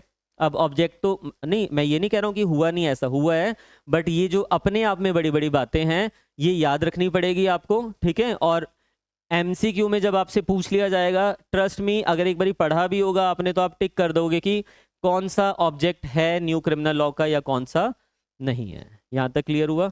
अब जो मेरा, हम BNS में पहुंच चुके हैं, हमने ये जो नया लॉ पढ़ना है उसका ऑब्जेक्ट हमने पढ़ लिया। इस पूरे BNS को हम किस तरह से करेंगे? हम पूरे BNS को जो करने वाले हैं, सबसे पहले हम इंट्रोडक्शन वाला पार्ट पढ़ेंगे, इंट्रो पढ़ेंगे। इंट्रो में क्या चीजें पढ़ रहे हैं, कहाँ एप्लीकेबल होता है, कंपोनेंट्स ऑफ क्राइम वगैरह हम पढ़ेंगे। मेंजरिया क्या होता है, एक्टस रियाज क्या होता है, वो बेसिक चीजें समझने के बाद सेक्शन 2 की हम कुछ डेफिनेशंस पढ़ेंगे जो मैंडेटरी है ऑफेंसेस पढ़ने से पहले। तो ये इंट्रो वाला पोर्शन जब हमने कर लिया, फिर हम आ जाएंगे ऑफेंसेस के ऊपर। आईपीसी बीएनएस में क्या दिया हुआ है, ऑफेंसेस ही तो दिए हुए हैं आपको, सब्सटैंटिव लॉ है, ऑफेंसेस डिफाइन भी कर रहा है, उसकी पनिशमेंट भी हमें वहां पे बता रहे हैं। तो जब हम इस ऑफेंसेस के ऊपर आएंगे तो सबसे पहले हम यहाँ पे करेंगे offences against body, offences against body including, brackets में लिख सकते हो, including offences against women and child. ये भी ऑफेंसेस अगेंस्ट बॉडी का ही पार्ट है, बट इसको अलग से चैप्टर दिया हुआ है तो ये हमें करना पड़ेगा, ठीक है। ये सेकंड भी कर सकते हो उसको आप, offences against body, offences against women और चाइल्ड। थर्ड हम पढ़ेंगे offences against property, offences against property. अब आप इसमें समझना, एक किसी का मर्डर कर दिया, किसी पर्सन का अगर मर्डर हो रहा है तो that offences against the body of some person, तो वो हम पढ़ेंगे ऑफेंसेस अगेंस्ट बॉडी में। किसी को हर्ट पहुंचा दिया, किसी को ग्रीवियस हर्ट पहुंचा दिया, हाथ तोड़ दिए या कुछ ऐसा कर दिया, हम कहां कवर करेंगे, ऑफेंसेस अगेंस्ट बॉडी में। किसी की किडनैपिंग हो गई, एब्डक्शन हो गया, कहां कवर करेंगे, ऑफेंसेस अगेंस्ट बॉडी में। सेकंड हम जाएंगे वुमेन स्पेसिफिक और चिल्ड्रन से रिलेटेड ऑफेंसेस। वुमेन स्पेसिफिक मतलब रेप हो रहा है फीमेल के साथ, मॉडेस्टी आउटरेज हो रही है या सेक्सुअल हरासमेंट हो रही है, ऐसे कोई भी डाउरी डेथ हो रही है, वो सारे ऑफेंसेस हम यहाँ पे पढ़ने वाले हैं। फिर चिल्ड्रन से स्पेसिफिक जो ऑफेंसेस हमें यहाँ पे दिए हुए हैं, मिस कैरेज वगैरह, वो हम यहाँ पे पढ़ेंगे। प्रॉपर्टी से रिलेटेड ऑफेंसेस, प्रॉपर्टी से रिलेटेड मतलब किसी की बॉडी को नहीं यहाँ पे हम हार्म पहुंचा रहे हैं। प्रॉपर्टी से रिलेटेड ऑफेंसेस का मतलब है थेफ्ट हो गया, एक्सटॉर्शन हो गया, रॉबरी हो गया, डकैती हो गया, वो सारे ऑफेंसेस हम इस वाले में पढ़ेंगे। नेक्स्ट हमारे पास फोर्थ पोर्शन हमारे पास आएगा डॉक्यूमेंट से रिलेटेड, डॉक्यूमेंट से रिलेटेड ऑफेंसेस जैसे कि फॉर्जरी वगैरह, डॉक्यूमेंट से रिलेटेड ऑफेंसेस हम यहां पे पढ़ेंगे। And law of attempt, attempt कह लीजिए या फिर ब्रैकेट्स में लिख लेना इनकोहेट, इनकोहेट ऑफेंसेस। इनकोहेट का मतलब क्या होता है, इनकम्प्लीट ऑफेंसेस, ऑफेंस अभी पूरे नहीं हुए हैं। देखो ऑफेंस पूरा होने का मतलब है मैंने किसी का मर्डर करना है, मैंने अपनी तरफ से पूरा एफर्ट किया और वो मर जाता है, मतलब जो भी मैंने एक्ट किया और वो सामने वाला मर जाता है, तो ये मेरा ऑफेंस कंप्लीट हो गया ना। बट ऐसा भी तो हो सकता है कि मैंने अपना जो एक्ट किया फिर भी वो सामने वाला बच गया, यानी कि मैं अपने एक्ट में अनसक्सेसफुल हो गया, और जब मैं अनसक्सेसफुल हो रहा हूं तो वो क्या होगा, वो सिर्फ अटेम्प्ट रह जाएगा, मेरा ऑफेंस इनकम्प्लीट ऑफेंस है। यहाँ पे 3 ऑफेंसेस हम पढ़ेंगे, अटेम्प्ट पढ़ेंगे, अबेटमेंट पढ़ेंगे और कॉन्स्पिरेसी पढ़ेंगे। तीनों ही इनकोहेट ऑफेंसेस हैं, आपसे प्रीलिम्स में पूछा जा सकता है, डिटेल में करेंगे, क्लियर हो जाएगा। और द लास्ट टॉपिक हमारा जो होगा यहाँ पे वो क्या होगा, मिसलेनियस। मिसलेनियस मतलब इसके अलावा जितना कुछ भी रह गया ऑफेंसेस अगेंस्ट द स्टेट वगैरह, ये सब एक ही मिसलेनियस में डाल देंगे हम लास्ट में। तो ये हमारा रहने वाला है जो आने वाली 10 क्लासेस में। देखो मेरे लिए भी बहुत बड़ा टास्क है, क्योंकि मेरी प्रॉब्लम क्या है, मैं फिर जब पढ़ाता हूँ तो मैं डिटेल में चले जाता हूँ। जैसे अभी मैंने आपको 358 पढ़ाया, एक एक चीज़ मैंने आपको पढ़ा दिया, बस मेरी स्पीड थोड़ी ज़्यादा है। स्पीड ज़्यादा मतलब मैं थोड़ा फास्ट बोल रहा हूँ, क्यों, अगर स्लो बोलूँगा तो मेरा टाइमली कवर नहीं हो पाएगा, है ना। जो आपके डाउट्स वगैरह होंगे वो मैं ले लूँगा सारे, ठीक है, बट इसी स्पीड पे हम चलेंगे तभी हम आने वाली 10 क्लासेस में इसको कवर करेंगे। जो जो चीज़ें आपको बताई जा रही है साथ के साथ नोट कर लेना। अगर मैंने किसी चीज़ को कह दिया कि दिस इज़ वेरी इंपॉर्टेंट और एग्जाम में पूरे चांसेस है आने के, प्रीलिम्स में पूछ लिया जाएगा, तो उस चीज़ को बिल्कुल भी इग्नोर मत करना, बेयर पे लिख देना इंपॉर्टेंट फॉर प्रीलिम्स, क्योंकि वो फिर उसमें से ही आपको पूछ लिया जाएगा, ठीक है। अब भी अगर किसी के डाउट्स है तो वो बताइए, आप ऑनलाइन वाले बच्चे भी बता दीजिए अगर किसी के डाउट है। होपफुली होंगे नहीं, बट अगर है तो बता दीजिए। और इस आपका होमवर्क क्या रहेगा इस वाली क्लास के लिए, आपका होमवर्क ये रहेगा कि इतना रिवाइज कर लेना जितना मैंने आपको समझाया है, खास करके वो दीपू वाला जो केस था उसमें से एक क्वेश्चन बन जाएगा, 358 अच्छे से रिवाइज कर लेना। ये पीडीएफ मैं अभी आपको भिजवा देता हूँ, ठीक है, ये पीडीएफ अभी आपके पास आ जाएगी। इसको रिवाइज करके एमसीक्यूज भले ही आज मत ट्राई कीजिए क्योंकि अभी होंगे नहीं इतने आपसे, इसको अच्छे से पढ़ लीजिए। कल और परसों की क्लास के बाद फिर जो मर्जी एमसीक्यू, जितना टॉपिक हमने कर लिया होगा उस पर आपको नंबर ऑफ एमसीक्यूज मिल जाएंगे। इस पे मैं इसलिए कह रहा हूँ क्योंकि नया हमने पढ़ा ना कि ट्रांजिशन पढ़ा, पुराने से नए पे कैसे आ रहे हैं, तो आपके पास हो सकता है बुक ही पुरानी हो, आईपीसी की, या नई वाली बुक आपके पास है भी है तो बहुत ज़्यादा उसमें दिए नहीं होंगे, इतना फिर आप अच्छे से रिवाइज कीजिए, हम कल की क्लास में कंटिन्यू करेंगे।